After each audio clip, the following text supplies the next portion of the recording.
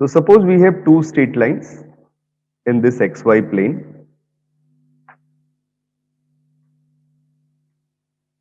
यहां पे ऑरिजिन है आपके पास. पहली जो स्ट्रेट लाइन है बेटा सपोज ये है, ठीक है, और दूसरी स्ट्रेट लाइन सपोज मैंने ये रिप्रेजेंट कर दी, राइट. इसका जो एंगल मिल रहा है वो मिल रहा है θ2. इसको मान लो लाइन 2 L2 से रिप्रेजेंट कर देते हैं, इसे मान लेते हैं लाइन 1 L1 से रिप्रेजेंट कर दिया. जो इसने एंगल बनाया पॉजिटिव डायरेक्शन ऑफ एक्सिस के साथ में हमेशा देखना होता है, तो ये कितना हो गया, this is θ1 and this is the angle between these two line theta, right. So what is the relation between that θ1 and θ2? Easily सोच सकते हो तुम लोग, बिकॉज ये वाला एंगल तो मुझे कितना मिल रहा है, this is pi minus θ2, right. तो बेटा थीटा की बात करें तो थीटा कितना हो जाएगा, this is pi minus, total angles का सम तो पाई होता है, pi minus θ1 plus pi minus θ2, ठीक है. This pi and this pi they are eliminated, so we get the value, this is θ2 minus θ1, right. आ रही बात सबको समझ में? Along with this, we can find the value of 10. So 10 ये तो theta. डायरेक्टली भी लिख सकते थे ना, क्योंकि θ2 जो है वो तो एक्सटीरियर एंगल है ट्रायंगल का, हाँ एंड हाँ, वो इंटीरियर का सम होता है जो दूसरी साइड से बनते बिल्कुल हैं. बिल्कुल बेटा, डायरेक्टली भी लिख सकते थे, ऐसे भी लिख सकते हैं, जो भी तुम्हें अच्छा लगे उसी अप्रोच को ले सकते हो. Yes sir. So I take that value 10 theta is equal to 10 θ2 minus θ1. ये फॉर्म देख लिया. अब तुम्हें 10 a माइनस बी का फॉर्मूला पता है सबको, तो कितना आ गया, this is 10 θ2 minus 10 θ1 and that divided by 1 plus 10 θ2 into 10 θ1, right. और बेटा ये जो एंगल है ना, ये angle of inclination of line है, तो जो लाइन L2 है उसका स्लोप कितना आएगा, उसका स्लोप आएगा टेन थीटा टू, राइट. और टेन थीटा टू को हम कितना रिप्रेजेंट करते हैं, m से रिप्रेजेंट करते हैं, तो मैं इसे m2 लिख रहा हूं बिकॉज ये लाइन 2 का स्लोप है. सिमिलरली लाइन 1 के स्लोप की बात करें तो स्लोप कितना होगा, this is equal to tan theta 1 and this value can be written as m1. So when I put these values on this formula, tan theta is equal to this था, तो ये कितना मिल जाएगा, this implies that tan theta is equal to m2 minus m1 and this divided by 1 plus m1 into m2. So this is the formula for angle, but it depends कौन सा angle आप ले रहे हो लाइंस के बीच में, ठीक है ना. आप ये थीटा एंगल ले रहे हो लाइंस के बीच में, या बेटा ये वाला एंगल लाइंस के बीच में ले रहे हो, इसको कितना बोलेंगे, पाई माइनस थीटा. तो हम एक काम कर लेते हैं, एक्यूट एंगल लिख लेते हैं लाइंस के बीच में कितना है. तो एक्यूट एंगल के लिए तो 10 हमेशा पॉजिटिव होगा, है ना. तो एक्यूट एंगल निकालने के लिए फॉर्मूला लिख लिया, tan theta is equal to magnitude of m2 minus m1. Mod ले लिया मैंने, मॉड क्यों लिया समझ में आ रहा है, बिकॉज एक्यूट के लिए 10 हमेशा positive, so this is 1 plus m1 into m2. और दूसरी बात, अगर हम ऑब्ट्यूज एंगल की बात करेंगे, अगर एक्यूट एंगल थीटा है तो बेटा इसके कॉरेस्पॉन्डिंग ऑब्ट्यूज एंगल कितना हो जाएगा, वो हो जाएगा पाई माइनस थीटा, राइट. तो ये बेसिक फॉर्मेट था स्ट्रेट लाइंस के लिए. बच्चों इतनी बात समझ में आ रही है सबको, बताना मुझे भाई. हाँ भाई, यस सर. Very good. तो suppose we take a question on this, इसी टाइप का एक प्रॉब्लम लेते हैं. This is find the equation of straight line. Find the equation of straight line, या ऐसे लिख लो, स्ट्रेट लाइन नहीं, कुछ और अच्छा सा क्वेश्चन देते हैं, इसको लिख लो, find the equation of sides of an isosceles triangle.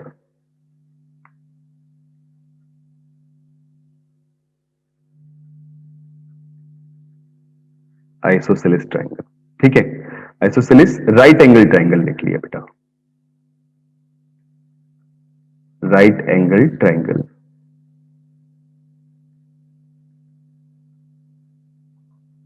Right. The equation of whose hypotenuse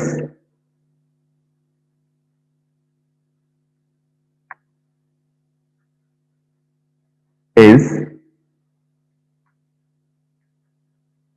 3x plus 4y, this is equal to 4, ठीक है, and opposite vertex is 2, 2, and opposite vertex is 2, 2, right? तो हमने क्या करना है बेटा, find the equation of sides of an isosceles triangle, जो कि कैसा है, राइट एंगल ट्रायंगल है, ठीक है, हाइपोटेन्यूस की इक्वेशन दी हुई है, अपोजिट वर्टेक्स दिया हुआ है, तो जल्दी सॉल्व करो यार, क्या कहोगे, बहुत सिंपल सा काम है, आइसोसेलेस राइट एंगल ट्रायंगल दिया है।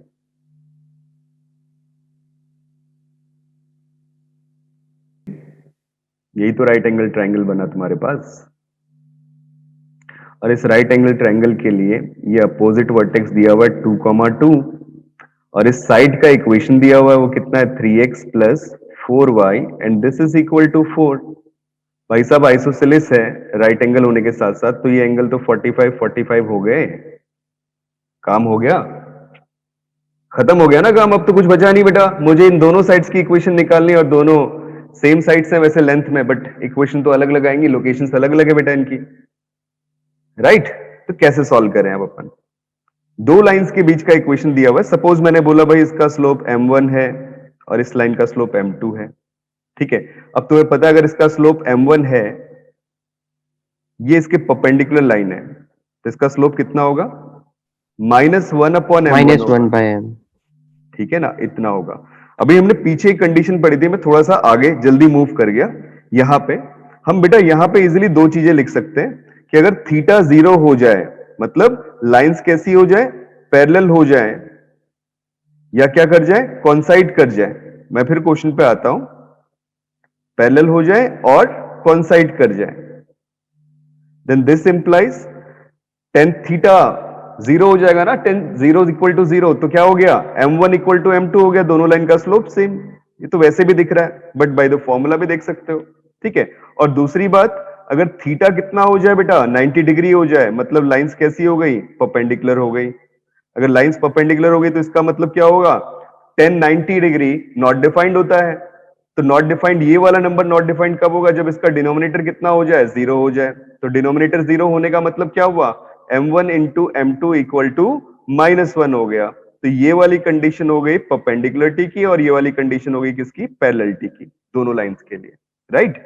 तो भाई एक लाइन का स्लोप अगर m1 है और दूसरी लाइन का स्लोप उसके रेसिप्रोकल का नेगेटिव है, तो तुम डायरेक्टली बोलोगे दोनों लाइंस कैसी होंगी, परपेंडिकुलर लाइंस होंगी। बच्चों मेरी बात समझ में आ रही होगी सबको शायद, तो by using that, good, by using that fact आपको सॉल्व करना है, तो मैंने एक का स्लोप तो लिख ही लिया m1, दूसरे का स्लोप -1 अपॉन m1 आ जाएगा, करो फिर सॉल्व, कैसे करें, ठीक है। तो हमने क्या लिख लिया दैट इस लाइन के लिए और एक इस लाइन के लिए L1 और L2, ठीक है, तो हमें ये पता है बेटा कि स्लोप ऑफ L1 जो है वो m1 है और स्लोप ऑफ L2 है वो m2 है, तो angle between L1 and L2 this is equal to 45 degree, तो this implies that tan 45 degree is equal to कितना हो जाएगा भाई, दिस इज इक्वल टू, बोलना, that is m1 minus m2 and that divided by 1 plus m1 into m2, वो m1 into m1 minus m2 लिख लो या m2 minus m1 लिख लो, फर्क नहीं पड़ रहा बेटा, बिकॉज एक का स्लोप अगर m1 है तो दूसरे का -1 अपॉन m1 है, मतलब एक का पॉजिटिव तो दूसरे का नेगेटिव आना ही आना है उस सर, फॉर्म और में। वैसे भी मॉड लग जाएगा तो फिर तो फर्क पड़ेगा ही नहीं ना। बेटा मॉड लगाने की जरूरत ही नहीं ना, तूने तो ये वाला काम पहले ही कर लिया, एक को m1 मान लिया और दूसरे को -1 अपॉन m1 मान लिया, अच्छा, ठीक तो है, डायरेक्टली रिप्लेस कर दो। डायरेक्टली रिप्लेस कर देंगे, तो हम काम कम करना चाहते, कैलकुलेशन बहुत कम हो जाए बेटा। और जे वाली लाइन है, इस लाइन का स्लोप कितना हो गया, मैंने पढ़ाया था ax plus B Y plus C equal to 0, slope कितना होता है, -a अपॉन बी, तो भाई साहब ये a और ये b रखो वैल्यूज, कितनी हो गई, -3 अपॉन 4, ये तो इसका स्लोप आ गया, पुट कर देते हैं वैल्यूज को, क्या आ गया आपके पास, m1 plus 3 upon 4 and that divided by 1 minus m1 3m1 upon 4. This is our value. And 1045 degree, this is equal to 1. अरे भाई समझ में आ रहा है सबको? Yes, बताना sir. बच्चों, वेरी गुड. तो 3m1 डिवाइडेड बाई 4. विवेक बेटा तेरी आवाज नहीं आई इतनी देर से, समझ में आ रहा है? सर ये ऊपर वाले इक्वेशन समझ में आई कौन सी वाली? ये वाली? सर 3/4 अपॉन 1 माइनस ये बेटा m2 है ना इसका स्लोप. ये m2 स्लोप कितना निकाला तूने? -3/4. समझ में आया? यस सर तो अब क्या करो, कैलकुलेशंस, नॉर्मल कैलकुलेशन. अब तो कितना हो जाएगा? This is 3m1 divided by 4 plus m1 कितना हो जाएगा? ये हो जाएगा 7m1 divided by 4 and this is equal to कितना हो गया बेटा? 1 माइनस 3/4 दैट इज 1/4. तो this 4 and 4 they are eliminated. तो m1 स्लोप कितना आ गया? 1/7. ठीक है, तो ऑब्वियसली ये दूसरी वाली लाइन का स्लोप कितना आ जाएगा? जब ये 1/7 आ रहा है तो ये वाला कितना आ गया? -7 आ गया. बस ये सॉल्व करना था. अब तुम्हें स्लोप पॉइंट फॉर्म तो पता है कि दोनों की दोनों लाइन किस किस से पास कर रही है बेटा? 2 से पास करी तो पॉइंट स्लोप फॉर्म अप्लाई कर लो. तो ये पता चल रहा है कि पहली लाइन इक्वेशन ऑफ साइड्स लिख रहा हूं डायरेक्टली. अब equation of sides,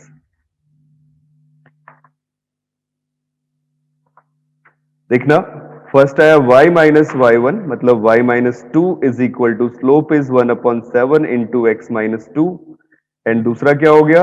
y minus 2 this is equal to -7 into x minus 2. बस बेटा अब इन्हें सिंप्लीफाई तो आप कर सकते हो. क्या यहां तक समझ में आया सबको? बताना बच्चों. हाँ भाई बोलो. Yes sir. Very good. Ayush समझ में आ रहा है बेटा?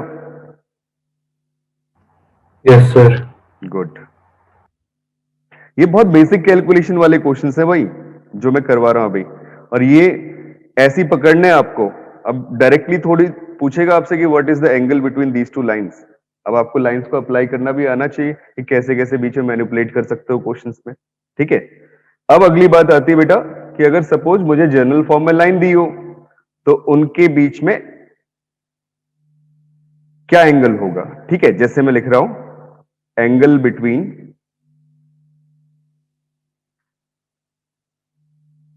To straight lines. ये फॉर्मूलाज याद रहने चाहिए कि क्वेश्चंस जब मिले अब डायरेक्टली कर पाओ. a1x plus b1y plus c1 this is equal to 0. And दूसरा क्या हो गया? a2x plus b2y plus c2 that is equal to 0. ठीक है, तो angle between these two lines. तो क्या एंगल था बेटा? हमने अभी थोड़ी देर पहले पढ़ा tan theta is equal to mod of m1 minus m2 this divided by 1 plus m1 into m2. Mod open करोगे तो ऑब्वियसली प्लस माइनस साइन आ जाएगा. तो आपको पता चल जाएगा कौन सा एक्यूट एंगल मिल रहा है और कौन सा ऑब्ट्यूज एंगल मिल रहा है. बट इस लाइन का स्लोप कितना आ गया? m1 वो आ गया -a1 अपॉन b1. और इस लाइन का स्लोप कितना आ गया? m2 वो कितना आ गया बेटा? -a2 upon b2. पुट कर देते हैं इन दोनों वैल्यूज को. यहां पे कितना हो जाएगा? दिस इज, पहले तो माइनस साइन दोनों से हटा देते हैं बिकॉज बाहर मॉड है ना, तो माइनस को तो ऑब्जर्व कर ही लेगा. तो डायरेक्टली लिख लो a1 अपॉन b1 हो गया माइनस a2 अपॉन b2 हो गया. उससे फर्क नहीं पड़ता है मैं कौन सा माइनस कौन सा प्लस लो बिकॉज मॉड लगा है बाहर. अपॉन में कितना आ गया? 1 plus a1 upon b1 into a2 upon b2. ठीक है, एलसीएम लोगे बेटा that value is equal to this is a1 into b2 minus a2 into b1. कितना सिंपल सा फॉर्म है याद रखने के लिए भी. बार बार स्लोप ना निकालो तो भी डायरेक्टली कर सकते हो. a1 into a2 plus b1 into b2 it's mod. So that is angle between these two lines जिनकी जनरल फॉर्म्स दी हुई है. अब एक फॉर्मेट और आता है कि अगर कोई एक लाइन दी हुई है और उस लाइन के लिए बोलता है कि वो दो पर्टिकुलर लाइन से इक्विडिस्टेंट है, सॉरी इक्वली इंक्लाइंड है. अगर दो पर्टिकुलर लाइन से इक्वली इंक्लाइंड है तो उस लाइन की इक्वेशन या उस लाइन का स्लोप कैसे निकालेंगे. इक्वेशन तो निकाला ही जाएगा। इक्वेशन निकालने के लिए दो चीजें चाहिए, एक तो स्लोप चाहिए और एक पॉइंट चाहिए बेटा, या दो पॉइंट चाहिए। मैंने बहुत सारी फॉर्म्स पढ़ा दी हैं आपको, अब सोचना बहुत आसान है। ठीक है, तो क्वेश्चंस एक स्टेटमेंट और लिखते हैं, this is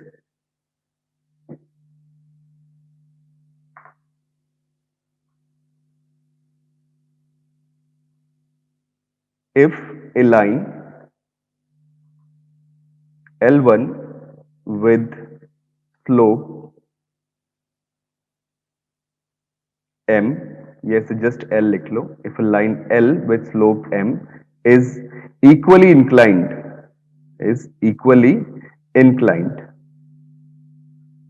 with this straight line with straight lines L2 with slope m2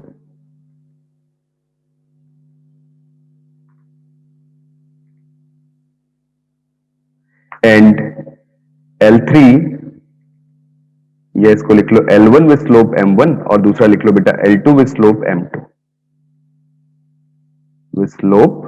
m2 right.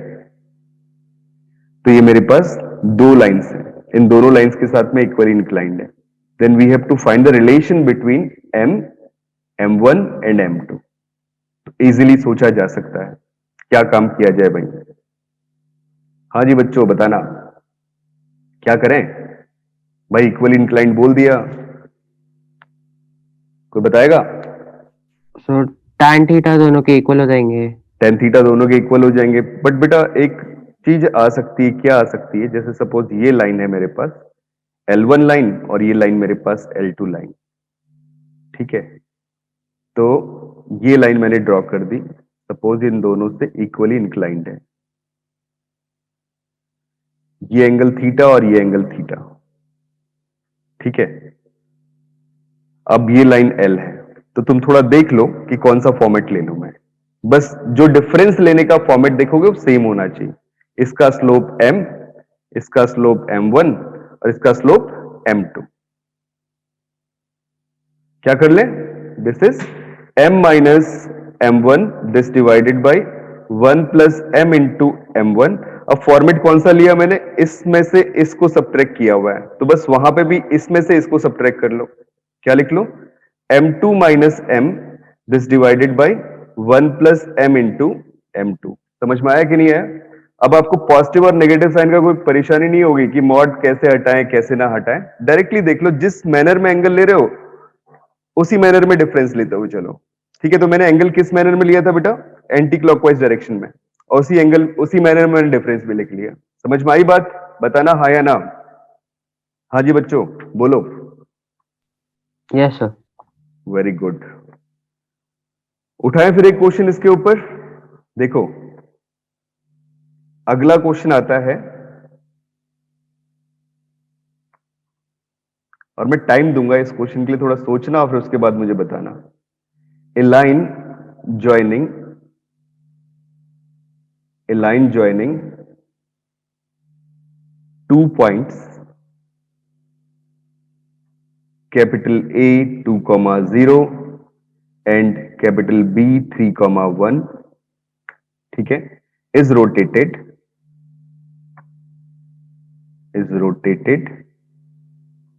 about point A in the anti-clockwise direction.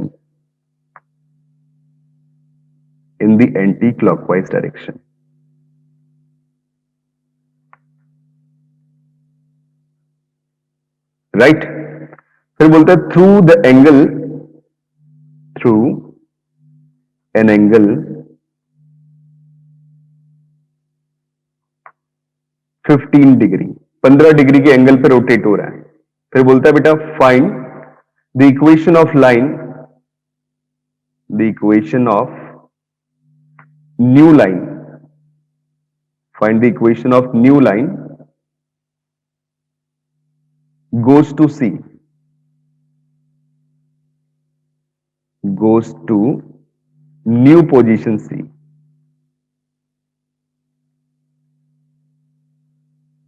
ठीक है, what will be the coordinate of C? Obviously वो तो निकालना ही पड़ेगा, लिखने की जरूरत ही नहीं है। बताइए बच्चों क्या कहोगे?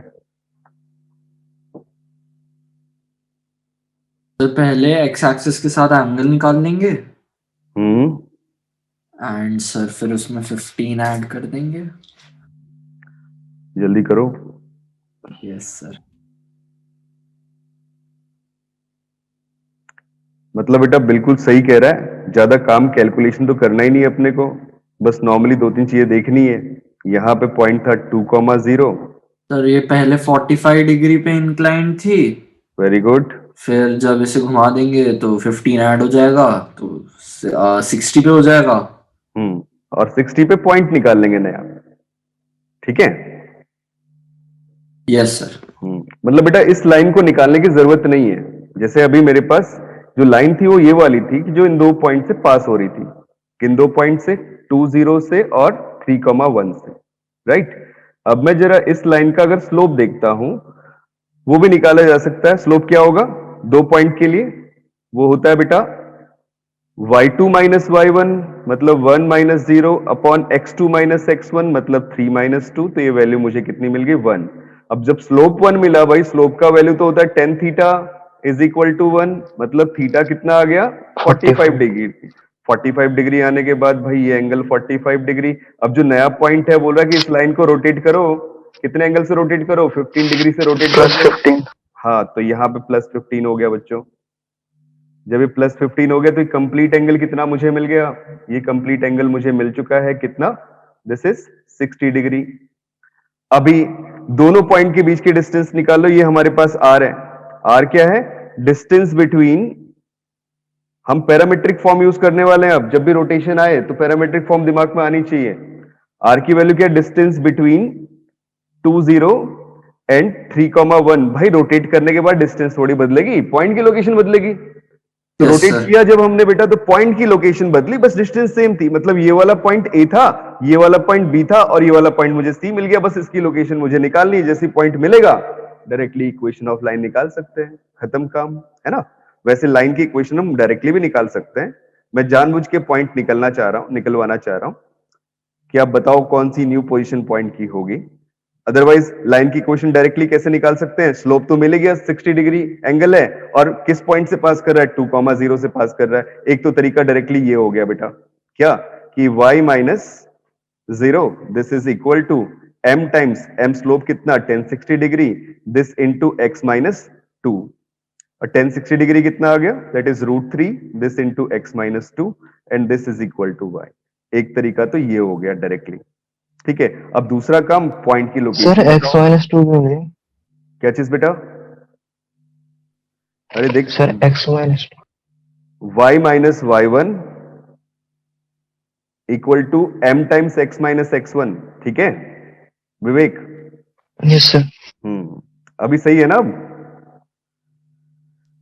Yes sir. गुड। तो बेटा अब सी पॉइंट की लोकेशन, यहां से यहां तक की डिस्टेंस तो मुझे मिल रही कितनी? तो निकाल ये लो तो लाइन की डिस्टेंस। इक्वेशन आई है ना। हाँ जी बेटा, लाइन की इक्वेशन आई है। अब ठीक हमें है पॉइंट निकालना है। पॉइंट निकालने के लिए ए बी के बीच का डिस्टेंस निकालना पड़ेगा और वो डिस्टेंस तो फिक्स रहेगा, है ना। तो वो डिस्टेंस मैंने कितना बोला? आर। मतलब 20 पॉइंट से हम आर डिस्टेंस आगे चल रहे हैं 60 एंगल पे, 60 डिग्री एंगल पे। तो निकालो कितना मिला? 2 माइनस 3 का whole square that is 1 square, just 1।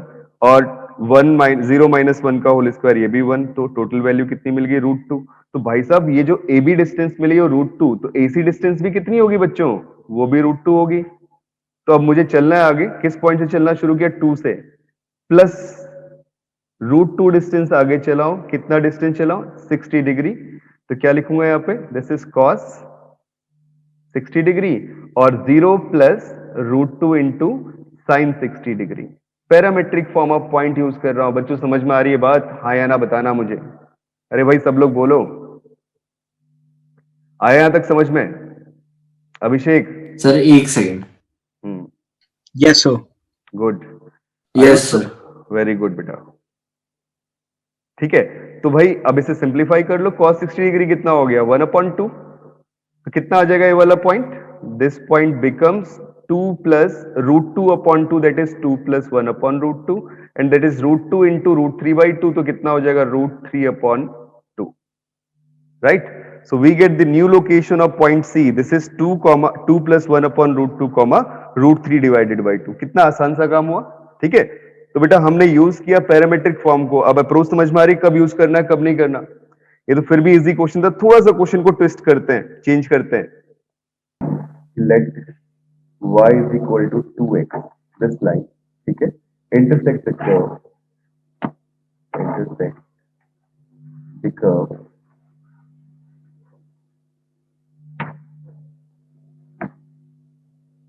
x³ minus 4y³ and this minus 3xy and minus 7x minus 8 = 0। इस कर्व को इंटरसेक्ट करता है, ठीक है। ये x³ minus 4y³ मतलब दोनों 3 डिग्री के हैं, तो इस कर्व को इंटरसेक्ट करता है। किस पॉइंट पे इंटरसेक्ट करता है? At A, B and C, ठीक है। देन क्वेश्चन में बोला है कि find the value of OA into OB into OC। बताइए मेरे को क्या कहोगे? O यहाँ पे जो हम रिप्रेजेंट कर रहे हैं, दिस इज ऑरिजिन,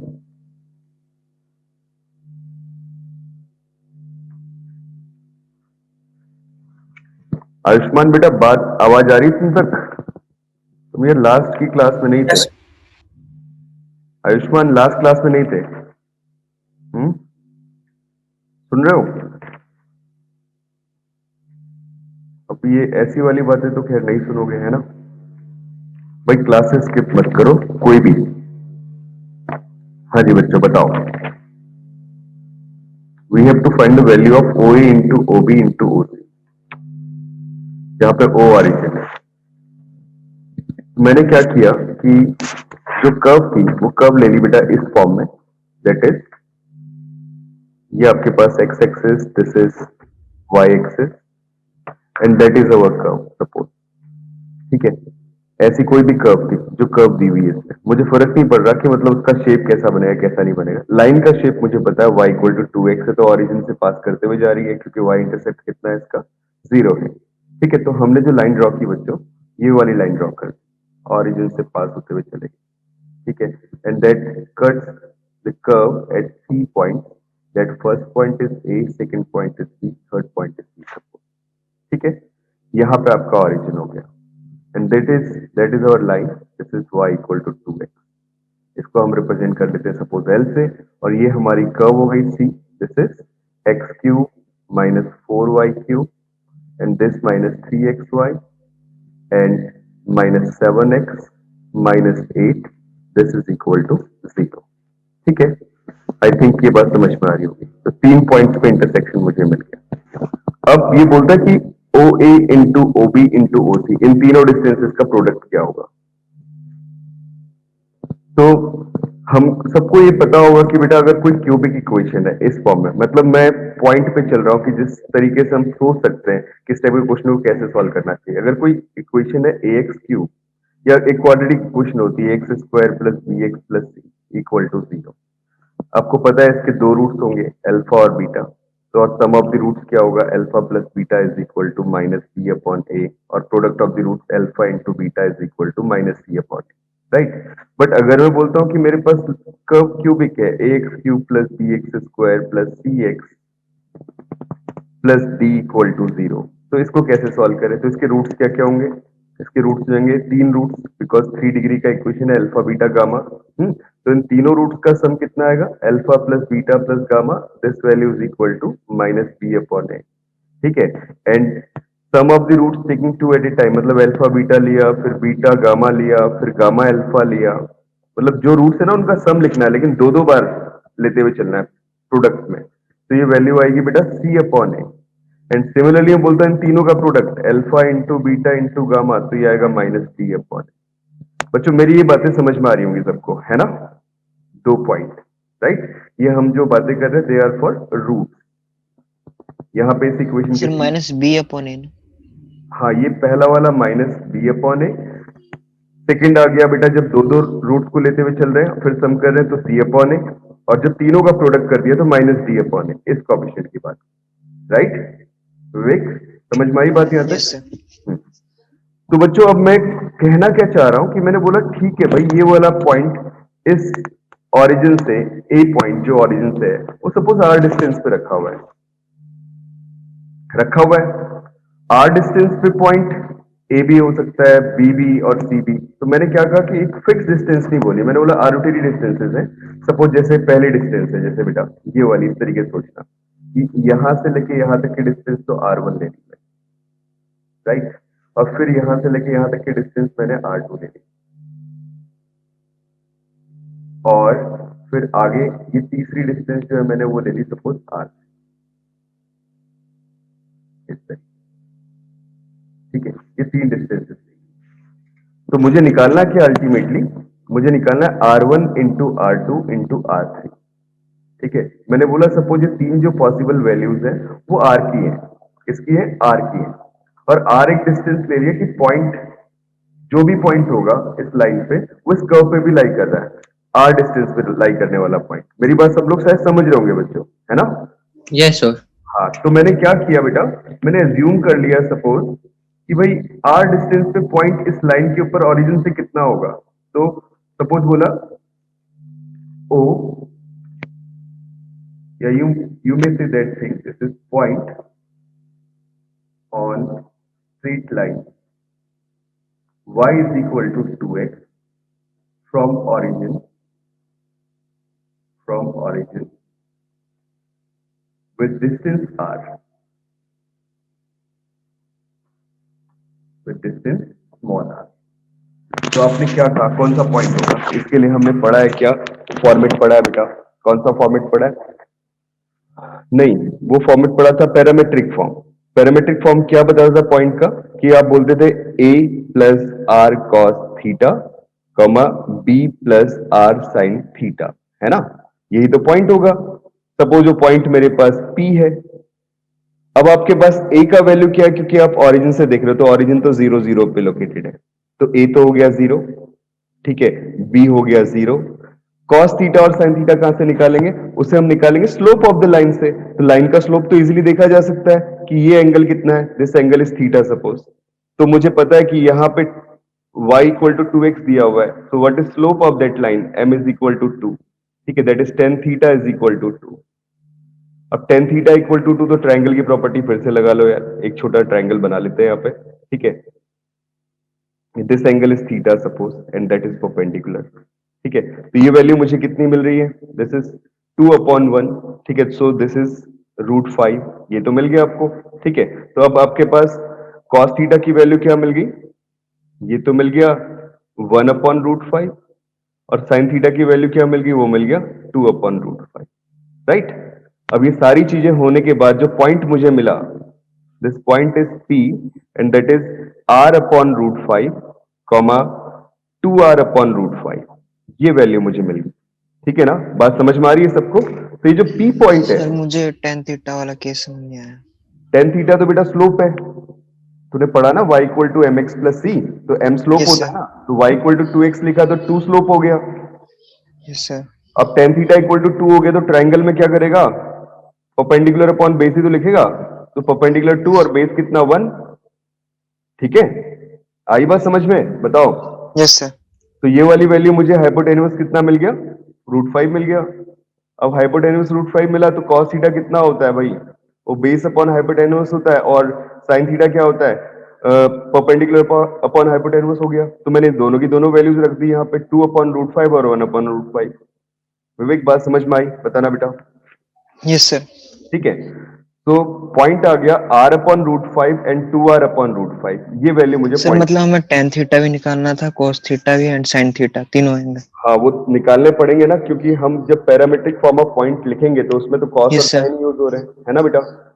तो ये जो पॉइंट मिला, इसे निकालने का फायदा क्या हुआ, मैंने बोला this point, if point P lies on curve, अगर एक कर्व पे लाई करता है तो कर्व की कंडीशन को सेटिस्फाई करेगा। कर्व की कंडीशन क्या बेटा, ये है, ये कर्व की इक्वेशन है अपने पास, तो कर्व की इक्वेशन को सेटिस्फाई करेगा। कर्व सी पे लाई कर रहा है, सी मैंने ऊपर रिप्रेजेंट कर दिया, लिखोगे देखो क्या सेटिस्फाई करेगा, this is r cube upon 5√5, ठीक है, माइनस 4 टाइम्स वाई क्यूब अपने पास आ रहा है बेटा 2r, मतलब 2 क्यूब तो हो गया आपका 8, this is 32, this into r cube that divided by 5√5, and फिर दूसरी में पुट कर दो माइनस 3xy, x का वैल्यू है r अपॉन रूट 5 और y का value 2r upon root 5, multiply करेंगे तो कितना हो जाएगा 2r स्क्वायर अपॉन 5, है ना, तो ये आ गया 6r स्क्वायर डिवाइडेड बाई 5, और माइनस का 7x मतलब माइनस का 7r upon root 5, and this minus 8 equal to 0, ये कर्व बन चुकी है, बात सबको समझ में आ रही होगी, ठीक है ना। अब इससे अपने Yes, sir. पास गुड, इससे अपने पास एक क्यूबिक इक्वेशन बन गई है, और वो क्या बन गई है, this is minus 31 r cube upon 5√5, ठीक है, this is minus 6r square this divided by 5, minus का 7r upon divided by root 5, and this minus 8 is equal to 0, minus से तो डिवाइड कर दो पूरी इक्वेशन को, तो ये इक्वेशन बन जाएगी 31 r cube that divided by 5√5, and this plus 6r square that divided by 5, and this plus 7r this divided by root 5, और this plus 8 is equal to 0। अब तुम्हें पता है बेटा कि जो r की पॉसिबल वैल्यूज हैं वो क्या क्या हो सकती है कर्व पे लाई करने के लिए, एक r1 हो सकती है, एक r2 हो सकती है और एक r3 हो सकती है। अब कर्व को देखो सपोज, है ना, यही तो हो सकती है, और इस इक्वेशन के भी 3 रूट मिलेंगे बिकॉज ये क्यूबिक इक्वेशन है, तो 3 रूट्स क्या क्या मिलेंगे, एक r1 मिलेगा, एक r2 मिलेगा, एक r3 मिलेगा, जहां पे लाइन क्या करेगी, कट करेगी किसे, कर्व को। तो वो 3 पॉइंट कौन से हो सकते हैं, p की वैल्यू सेटिस्फाई जिन जिन पॉइंट पे कर रही है कर्व को, तो कितने पॉइंट पे कर रही है बेटा, 3 पॉइंट पे कर रही है, तो r1 r2 r3 हमने ले लिया उनको। तो आप जानते हो प्रोडक्ट ऑफ द रूट्स क्या होता है, this is r1 into r2 into r3, और जो भी लोगे वो हमेशा पॉजिटिव लोगे बिकॉज डिस्टेंसेस की बात हो रही है यहाँ पे, तो डिस्टेंस हमेशा पॉजिटिव होती है। तो मॉड ऑफ कितना आ गया, this is minus of d upon a लिखा था बेटा मैंने यहाँ पे, देखो तो d कितना है इस गिवन कर्व पे अपने पास, ये है 8, and that divided bye a, this is 31 into 5√5 divided by 5√5, और जो वैल्यू मुझे मिल गई अल्टीमेटली वो कितनी मिल गई, this is 40√5 and that divided bye 31। So what is R1, R2, R3? This is nothing. This is OA into OB into OC, and that value is equal to 40√5 this divided by 31. सबको समझ में आया question, हाँ या ना बताना बच्चों, ठीक है भाई, कुछ बोलो, समझ में आया? Yes, sir. Very good, Yes, sir. Very good. अब कुछ प्रॉपर्टीज थी, इंपॉर्टेंट प्रॉपर्टीज, मैंने वैसे लास्ट क्लासेस में भी डिस्कस किया था उन्हें, बट मैं एक बार फिर से रिकॉल कर रहा हूँ सारी